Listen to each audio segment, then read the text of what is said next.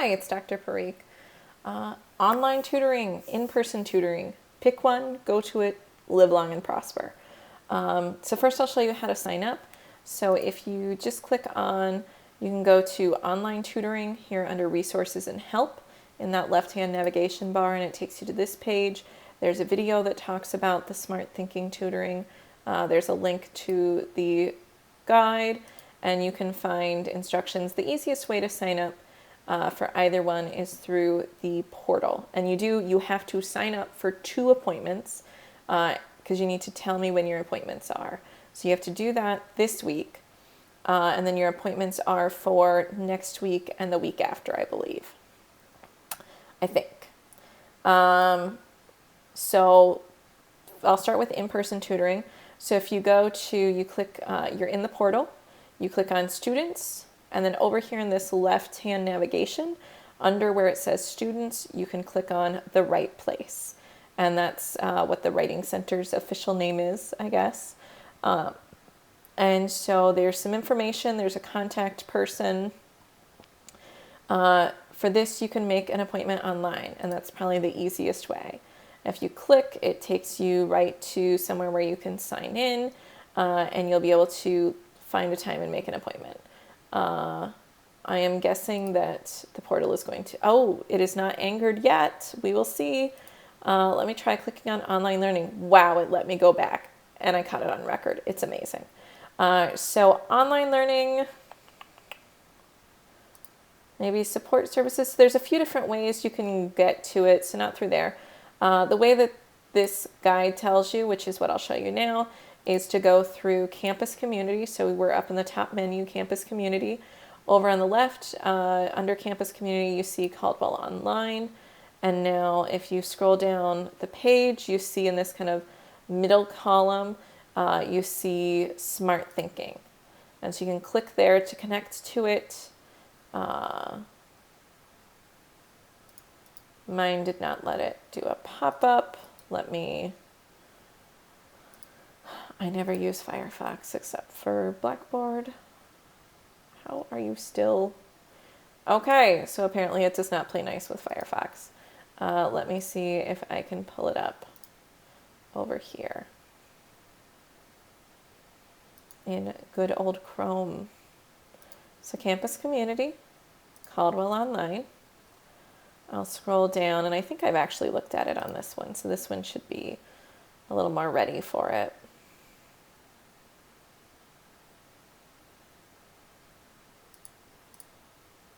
Oh, so I just had to click, I guess.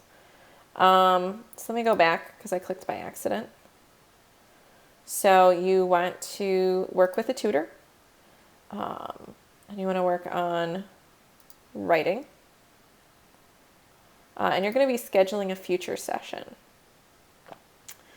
So I would do live essay review.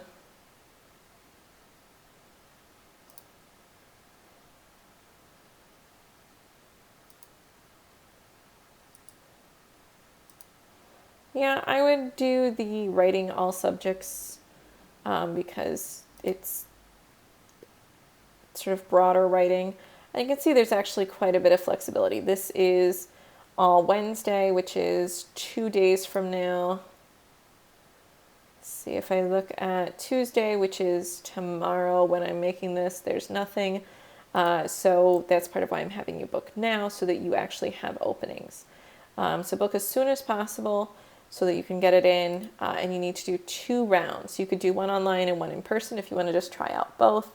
If it were me, I would probably prefer going in person for tutoring, but I would certainly be interested in trying the online tutoring, and I certainly want to make sure that that's acceptable since it's an online class. I don't want to force you to use on-campus resources, but they are certainly available to you if you want them.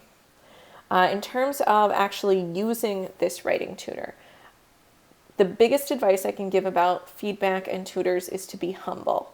So the story I love to tell is that when I was in grad school, my husband and I were newly married and possibly even dating at the time still. And I would ask him to look over papers for me. And and really I wanted him to look over it and tell me I was awesome or point out a typo or something. Clearly, based on the rest of the story, that's all I can imagine. And so he would tell me, this sentence wasn't really clear, or I didn't really know what you meant here. And I would argue with him, and I would tell him, no, that was perfectly clear. Why didn't you read it better? Very close to those words, I'm sure. And he would say, okay, and would back down. And really, in a lot of ways, I'm much better at grammar and editing than him. And so I think I just assumed I was a better writer. And so how could he give me corrections? There's a lot to this story. And so I would go into class and I would ask one of my peers to read it. And so someone I was not dating or married to. Or I would ask, I would get feedback from my instructor, and the same feedback would come up. They would say, I got really confused at this part, or this part needs to be more clear. And I would go home and apologize to my husband. And so I learned pretty quickly to trust him. One of the best ways I've heard it phrased is, if a reader tells you something that they didn't understand something, you cannot argue with them. You might ask them, can you read it again and see if you understand it this time? But you can't tell them it's clear if they didn't understand it. They, by definition, did not understand it. It's kind of like if you cook someone dinner and they tell you they didn't like it, you can't argue with them about whether they liked that meal. And so with writing, you need to you don't necessarily need to take every piece of advice on grammar and citations, and you don't need to take every specific piece of advice. But when someone tells you something's not clear, you definitely need to listen. With tutors, and all of us have our strengths and our weaknesses when it comes to writing. And so it's important to listen for feedback, and particularly to listen for that repeated feedback. When several people tell you the same thing, it's very likely that it's true, especially if it's related to them not being able to understand certain things. Like if, 2 or 3 people all tell you your sentences are really long and I get confused in the middle of them, even if you say, well, but my technique, I'm great at this, because I'm like, well, but grammatically I have written it correctly, but it's still long and confusing. And so I need to work on breaking it up into different ideas. And so at the same time, understand that each of us are human. And so you may have a tutor or a peer or even me who gives you feedback that's not actually that accurate. So be aware that you're talking with, humans, that they may have different levels of experience, but especially if 2 different, as much as possible, I think it's actually helpful to go to different tutors for this, to get different perspectives on your writing, to get a sense of how things are going. Be sensitive to the time in the semester. If you're taking this in the first half of the semester, things are probably fairly easy to get into with appointments. If it's near the end of the semester, things are probably not very easy, and so you want to definitely make your appointments ASAP. And keep in mind, in 2 weeks, you are going to be submitting, or possibly less than 2 weeks, depending on when you're watching this, you'll be submitting a list of your most common errors. And going to a tutor is a great way to start that list. And you can actually tell your tutor, hey, I have this other assignment coming up, and start your list.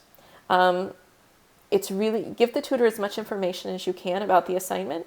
Sometimes students will say that the tutors tell them it's repetitive when they are doing what I've told them to do. I've tried to get better at explaining how to be repetitive without being too repetitive. But bring in, you don't necessarily need to bring printed copies, but be ready to pull up copies of all the templates, the instructions, and even pull up, definitely pull up Blackboard and the rubric. Maybe see if the peer will go through the rubric with you and kind of talk about where that tutor thinks that you are on the rubric. So have as many materials as possible ready so they can help you. Be aware, I'm not as familiar with the online tutoring services, but I've heard that for the Writing Center, the on-campus services, the students are usually English majors, so they can tap dance with you in MLA, but they may not be as familiar with APA style. I would say bring your manual in so that you can have, because they're probably used to looking things up in manuals. And so if you bring your copy of the manual in and you can say, Well, let's look at the manual together, and they can help you decode the manual. And I also, I try to find students who are really good at APA and recommend them as writing tutors so that we get more APA skilled people in the writing center. I think that's most of my advice on using a tutor. A lot of it comes down to being open, especially to that repeated feedback, but also being aware that if something seems to really contradict what I've said, feel free to follow up with me. So send me an email, stop by to see me. I haven't mentioned in a while, you can call during office hours. So I'm happy to clarify if you feel like you're getting feedback that contradicts what I've told you before. But no matter what, I'm confident that you're going to get very helpful things every time you go for tutoring. Every time I have people look over my stuff, I get something helpful in return, and it makes me a better writer long term because I learn what to look for. That wraps up week 5. I will see you in module 6. Thanks. Bye.